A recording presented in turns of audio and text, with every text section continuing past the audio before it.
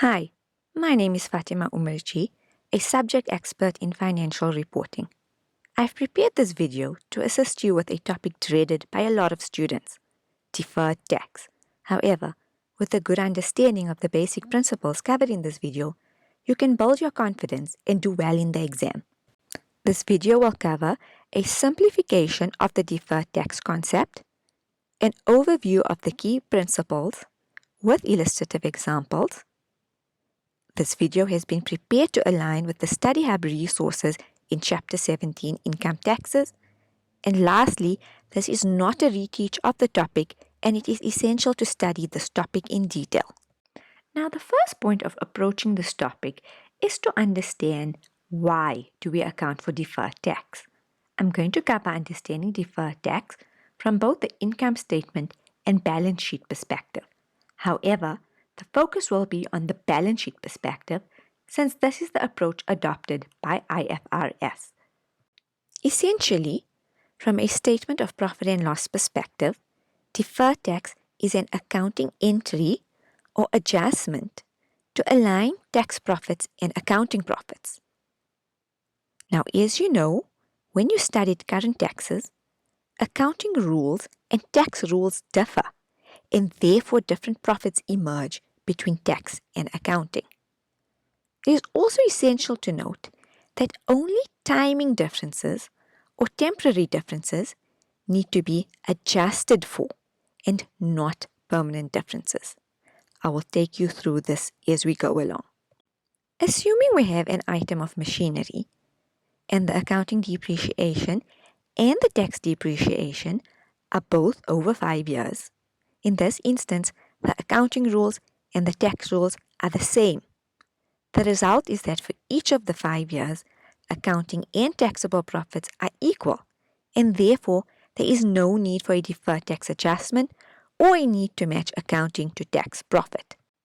Now, assuming the same item of machinery has an accounting depreciation of 5 years, but the tax depreciation is only 4 years. From both an accounting and tax perspective, the item will be reduced by the cost of $10,000. However, from an accounting perspective, it will be written off over 5 years, and from a tax perspective, over 4 years. So this is referred to as a timing difference or a temporary difference. Now, this timing difference or temporary difference gives rise to a difference in accounting and tax profits for a period of 5 years.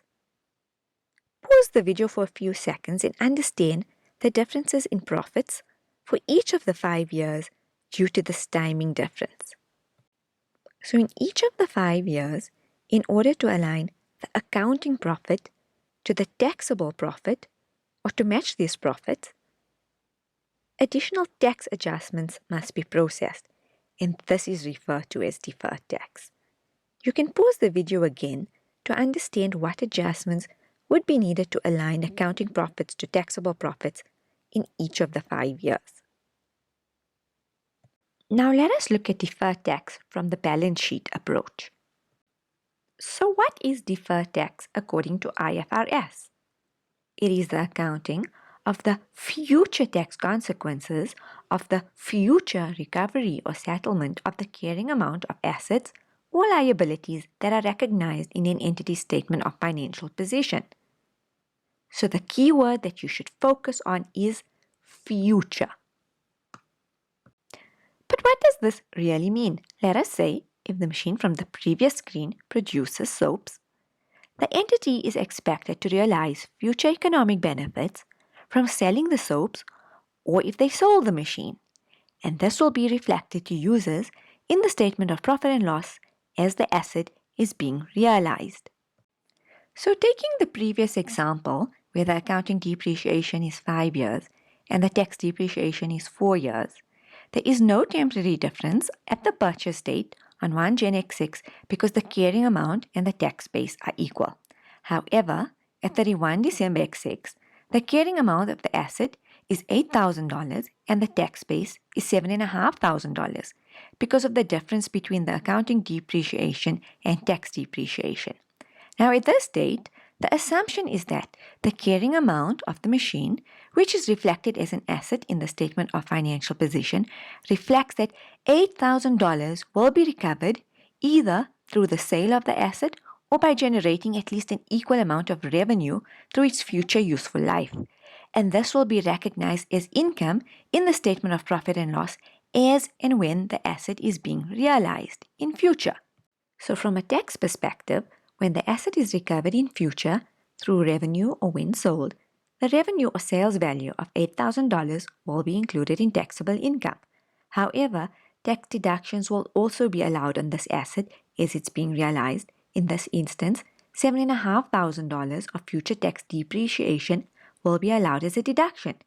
So at the end of 20x6, if we take the future taxable amount of $8,000 less the future tax deduction of $7,500, a net amount of $500 will be taxable in relation to this asset in future, and accounting for this $500 is referred to as deferred tax.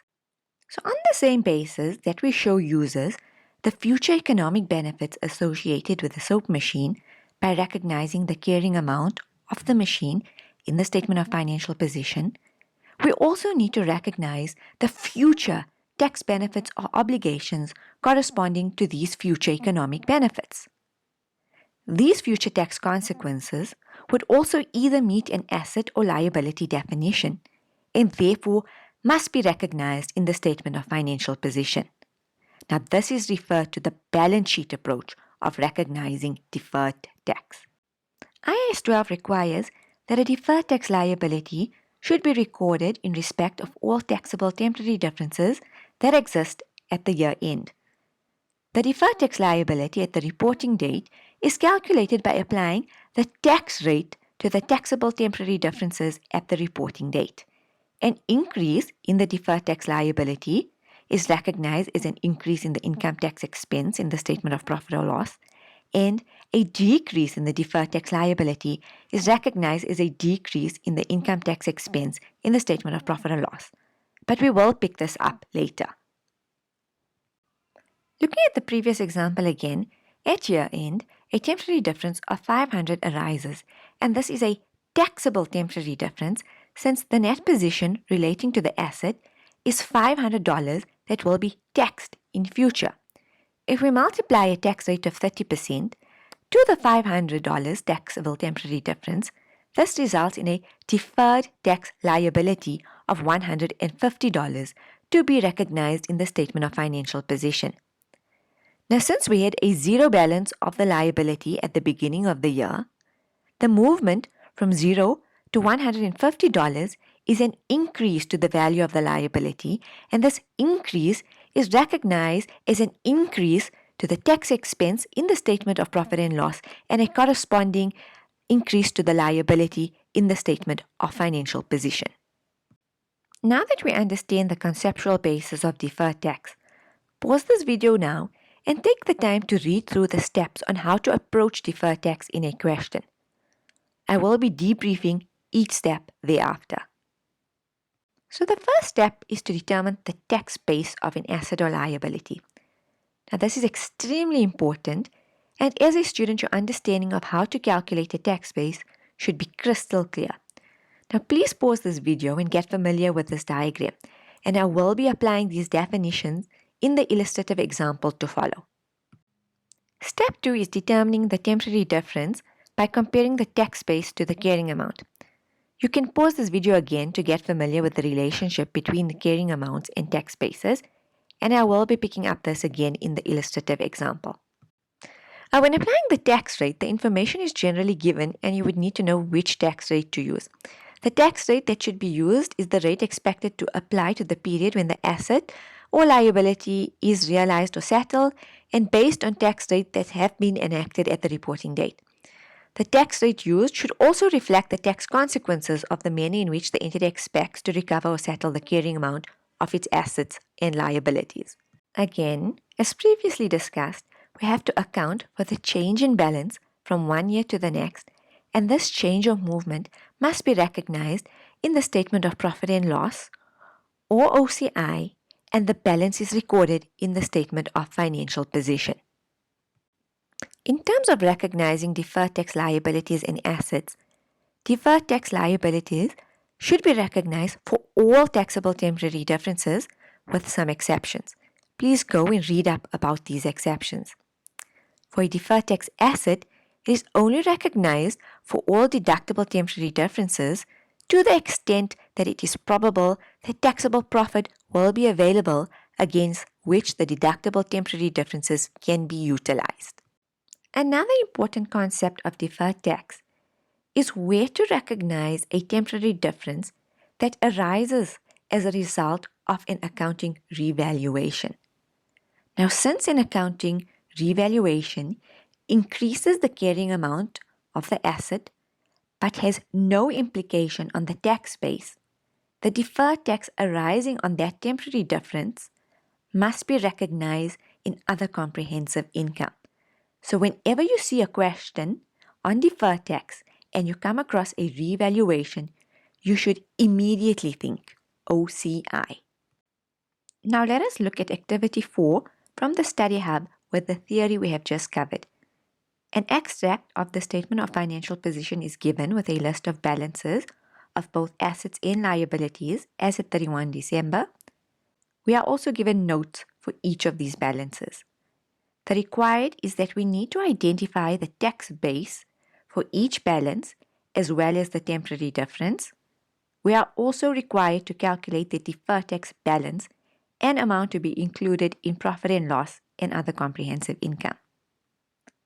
Now, very important, the tax rate is given to be 30% and the opening balance on the deferred tax liability is also given.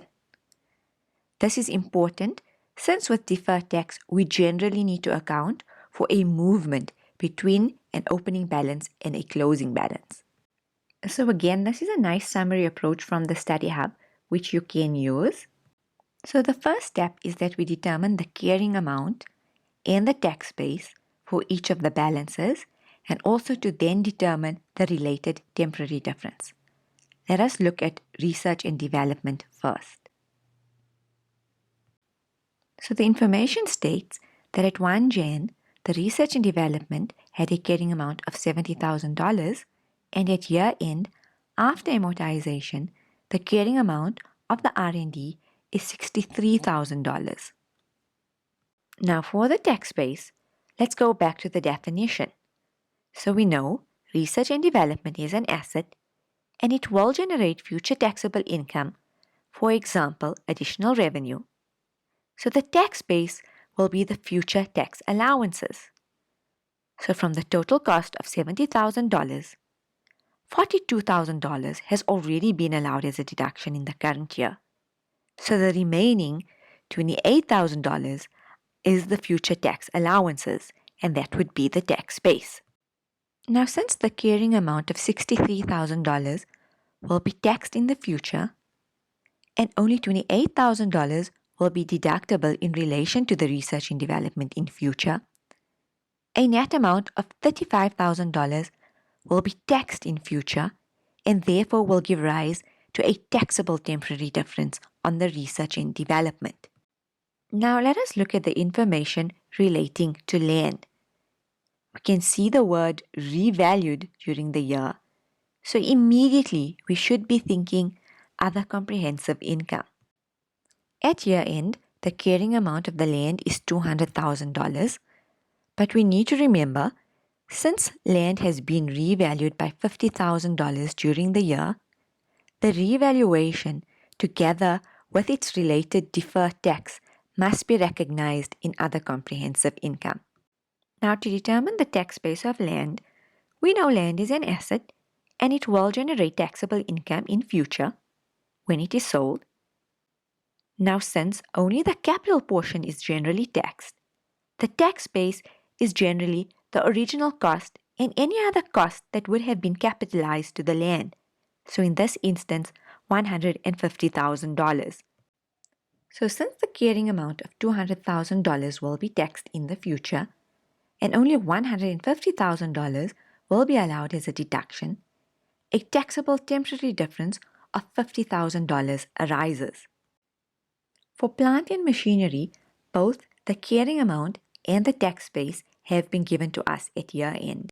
Since $100,000 in relation to these assets will be taxed through revenue or when sold, and only $90,000 will be allowed as a tax deduction, a net amount of $10,000 in relation to plant and machinery will be taxed in future, giving rise to a taxable temporary difference. The carrying amount of trade receivables is given to be $73,000. Trade receivables is an asset. However, since revenue associated with trade receivables has already been taxed, it does not generate taxable income in future, and therefore the tax base will be the same as the carrying amount, in this case $73,000. And since the carrying amount and the tax base are the same, there is no resulting temporary difference. The carrying amount of interest receivable is given to be $1,000. Interest receivable is an asset, and since interest received will only be taxed when payment is received, it does generate future taxable income. So the tax base will be the future tax allowances. However, there are no future tax allowances on interest received, so the tax base will then be zero. Since the interest receivable of $1,000 will be taxed when received in the future, and there will be no tax allowances on this, it results in a taxable temporary difference of $1,000. Fines are expensed for accounting purposes, but there will be no deductions for tax purposes. So this is a permanent difference, and no deferred tax will be accounted on this difference. The carrying amount of the interest payable is given as $10,300. Interest payable is a liability, so the tax base would be the carrying amount less amounts deductible for tax purposes. Since interest expense will be allowed as a tax deduction when paid, the tax base is the carrying amount less the full $10,300, resulting in a zero tax base. Now, since there is a net amount of $10,300 that will be allowed as a deduction in future, this results in a deductible temporary difference. To calculate the net deferred tax balance, we would multiply all the taxable temporary differences by the tax rate, less all the deductible temporary differences by the tax rate, and the difference between the two gives us the closing balance of deferred tax. Now I want you to pause the screen to wrap your head around where and how the movement between the opening and closing balance will be recorded. We were given the opening balance, and we have just calculated the closing balance. And as we can see, there is an increase of $22,110,000 to the deferred tax balance. This means that this movement must increase the tax expense. However, since a revaluation is involved, the temporary difference relating to the revaluation must be recorded in other comprehensive income, and the remaining movement must then be recognized in profit and loss.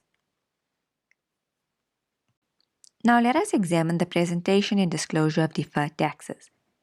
In an FR exam, questions may require you to prepare a statement of profit or loss in which you should correctly categorize and present income taxes which include deferred tax movements. You may also need to know how deferred tax movements relating to OCI should be presented. And you also may be required to prepare a statement of financial position and correctly present the deferred tax balance. In the statement of profit and loss, the income taxes category includes all income tax amounts relating to both current and deferred tax, which are recognized in profit and loss. And in other comprehensive income, an entity has the choice in presenting items of other comprehensive income either net of tax effects or before tax effects. If presentation is before tax effects, then deferred taxes that relate to other comprehensive income should be disclosed as a separate line item. An example of the single line item can be seen on the screen. And in the statement of financial position, the deferred tax liability must be shown as a separate line item as a non-current liability. This brings us to the end of this video on deferred tax. I hope you found it useful. Study hard, be confident, and good luck from me.